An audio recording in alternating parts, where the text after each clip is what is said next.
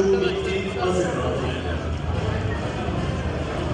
Şimdi Avrupa Birliği ABD konulardaki hassasiyetlerini keşke kendilerinde gösterirseler. Bugün İngiltere'de bir yaşanan olaylar artık izlemişizdir. Amerika'da Wall Street'te yaşanan hadiselerini zannediyorum ki izlemişizdir. Sayın Başbakanımız da geçenlerde ifade ettiler.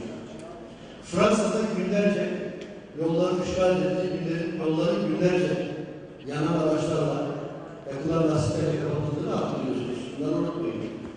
Almanya'da aynı şekilde, İtalya'da aynı şekilde, Avrupa'nın her yerinde bu tür eylemlerde, yani marjinal grupların kamu güvenliğini bozma noktasında yapmış olduğu hareketlerde eğer yapmazsanız suç işlemiş olursunuz.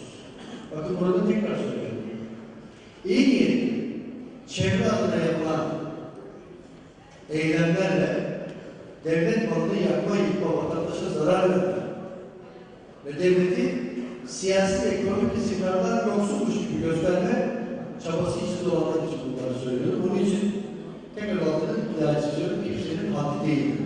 İki, şimdi bu yapılanlar aslında tüm soruların bir yerde cevabı olacak. Arkadaşlar, bakın Türkiye 1960'ta otomobil yapabildi. Türkiye rahmetli Nuri Demirel döneminde engellenmeseydi bugün dünyanın en büyük uçak üretim yapan ülkelerden biri olabilirdi. Eğer Türkiye'nin önü 1960 darbesiyle, 72 muhtırasıyla, 80 darbesiyle, 28 Şubat'ta 27 Nisan'da kesilmemiş olsaydı bugün çok farklı bir Türkiye vardı. Eğer Türkiye son 30 yılında PKK terör etkisi altında kalmamış olsaydı bugün çok farklı bir Türkiye vardı. Nedir bunlar? Tamamen içeride kaynaklı hareketler. Bu kadar sabır olması ifade etmek istedim.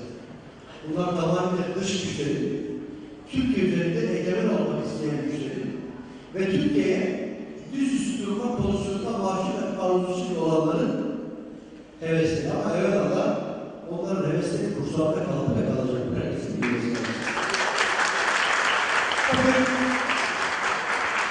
Bu tür olaylar ekonominin ve siyasi istikrarın zayıf olduğu dönemlerde çok önemli etki gösteriyor. Ama şimdi Türkiye son derece güçlü bir ekonomiye sahip. Türkiye yok artık. Dışarıdan yerin alan bir Türkiye yok artık şekillenir. Bir dünya liderine sahip Türkiye. Başbakanımız Recep Tayyip Erdoğan'a sahip. Bu anlamda Türkiye bu yapısıyla çok devletli, çok ülkeyi, çok kuruluşları rahatsız ediyor. Rahatsız etmeye devam edeceğiz. Gayetimiz bu.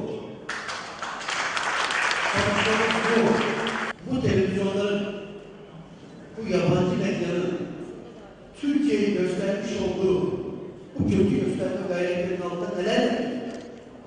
Allah aşkına bunlara dikkat edin bakın. Kimler tarafından manipüle ediyor? Faiz ofisi niye devreye giriyor? Niye borsa üzerinde spekülasyonlar yapılıyor? Niye faizler iyi ölçüyor? Elbette ki faizle, borsada ben ekonomisine neler arkadaşız? Ekonominin önemli göstergesidir. Faizle, borsada, dövizle. Bunlar normal zamanlarda oynar. Dış konularda söz konusu olur. İç etkenler söz konusu olur. Ve bu etkenler ister istemez tabii ki hareketlere olur. Ama bugün borsada güçlü bir Türkiye değil. İki ayağı üstünde duran, gücünü kendi elinde alan bir Türkiye değil onların istedi. Onların istediğini yapan, onlardan borç almaya mahkum tutulmuş olan bir ülke olmasını istiyorlar.